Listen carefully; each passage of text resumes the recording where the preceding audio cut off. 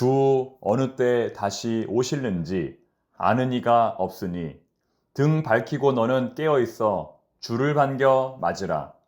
주 안에서 우리 몸과 마음이 깨끗하게 되어서 주 예수님 다시 오실 때에 모두 기쁨으로 맞으라. 아멘. 샬롬. 지난밤 평안하셨습니까? 잘 주무셨습니까? 오늘 아침은 찬송가 176장 주 어느 때 다시 오실는지의 찬양을 고백하며 말씀의 문을 열어 봅니다. 오늘 설교의 제목은 약속을 잘 지키는 다윗, 약속을 잘 지키는 다윗입니다. 여러분들은 평소에 약속을 잘 지키십니까? 약속 시간을 정하면 그 시간에 늦지 않게 도착하십니까? 인간관계에서 약속을 잘 지키는 것만큼 중요한 것이 없습니다. 약속을 습관적으로 어기다 보면 주변 사람들과의 관계가 깨어질 뿐만 아니라 자기 자신의 삶도 무너질 수가 있습니다. 그만큼 약속은 중요합니다. 그렇다면 어떻게 해야 약속을 잘 지킬 수 있을까요? 약속을 잘 지키는 사람들의 특징이 세 가지가 있습니다. 한번 잘 들어보시기 바랍니다. 첫 번째, 먼저 한 약속을 우선시한다. 첫 번째, 먼저 한 약속을 우선시한다. 선약이 중요하다는 것입니다. 물론 살면서 더 중요한 다른 일이 생길 수 있습니다. 하지만 습관적으로 선약을 어기는 것은 상대방을 존중하지 않는 태도입니다. 상대방을 낮게 여기는 태도입니다. 세상에는 중요하지 않은 일이 없습니다. 세상에는 중요하지 않은 사람이 없습니다. 그러므로 먼저 한 약속은 반드시 지켜야 합니다. 그것이 상대방을 향한 최고의 배려이며 나의 신뢰를 지키는 가장 쉬운 방법입니다. 두 번째, 1분 늦는 것도 늦는 것입니다. 친한 사이일수록 1, 2분 늦는 것은 아무렇지도 않게 넘어가게 되지요. 하지만 이건 역시 상대방을 존중하지 않는 태도입니다. 저도 최근에 중요한 약속에 3번씩이나 늦은 적이 있습니다. 물론 제 나름대로 사정이 있었습니다. 하지만 그것도 분명 늦은 것입니다. 어떤 상황이 벌어질지 모르니 그런 상황까지 염두하고 약속 시간보다 먼저 도착하는 것이 상대방을 존중하는 행동이라는 것이지요. 약속 시간보다 먼저 도착하여 책을 읽으며 기다리는 것은 참으로 지혜로운 방법입니다. 세 번째, 자신과의 약속도 잘 지킨다. 세 번째, 자신과의 약속도 잘 지킨다. 타인과의 약속을 잘 지키는 사람은 자기 자신과의 약속도 잘 지킵니다. 그러나 다른 사람과의 약속을 매번 어기는 사람은 자기 자신과의 약속도 매번 어길 가능성이 큽니다.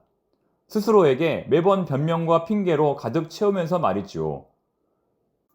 타인으로부터 신뢰를 잃는 것도 무서운 일이지만 내가 나로부터 신뢰를 잃는 것, 내가 나를 믿지 못하게 되는 것만큼 위험한 것이 없습니다. 오늘 하루 타인과의 약속, 그리고 나와의 약속 잘 지키고 있는지 돌아볼 수 있기를 바랍니다.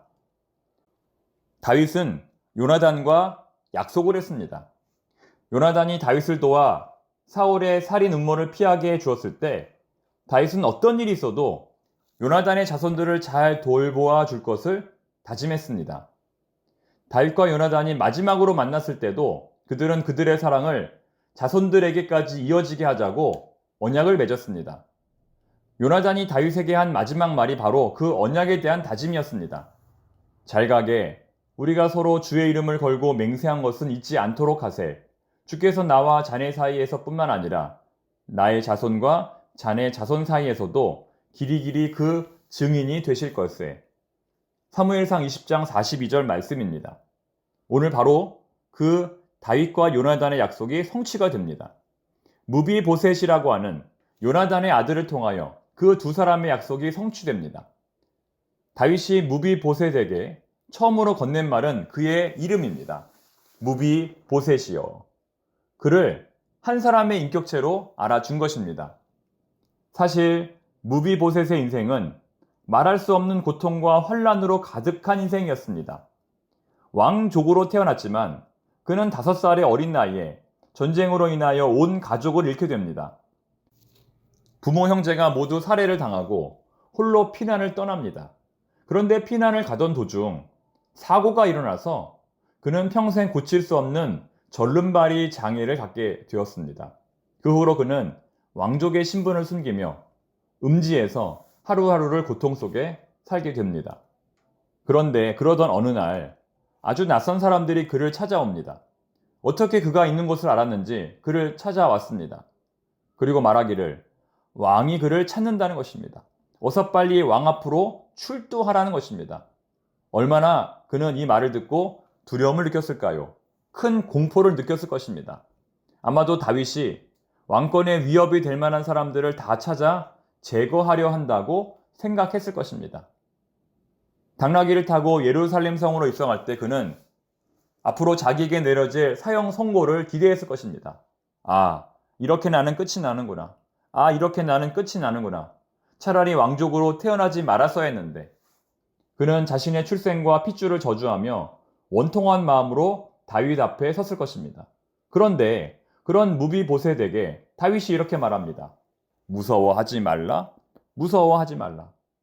얼마나 무서워했으면 이런 말을 했을까요? 이제 고통은 다 끝났다는 것입니다. 이제 아무 걱정하지 말라는 것입니다. 이 순간 그는 자신이 저주받기 위해 태어난 것이 아니라 사랑받기 위해 태어났음을 깨달았을 것입니다. 그는 다윗으로부터 아버지 요나단과 다윗의 사이가 얼마나 아름답고 소중한 사이였는지를 들었을 것입니다.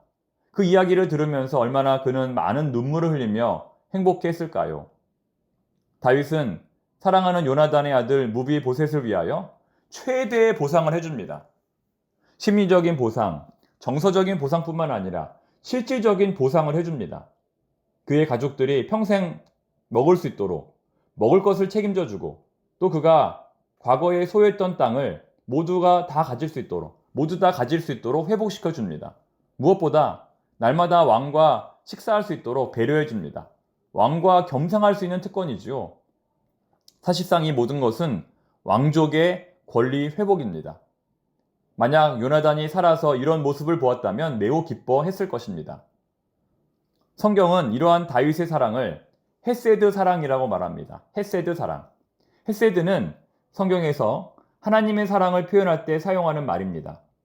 본문 1절과 7절에서 다윗이 무비보셋에게 베푸는 사랑을 바로 이 헤세드라고 표현합니다.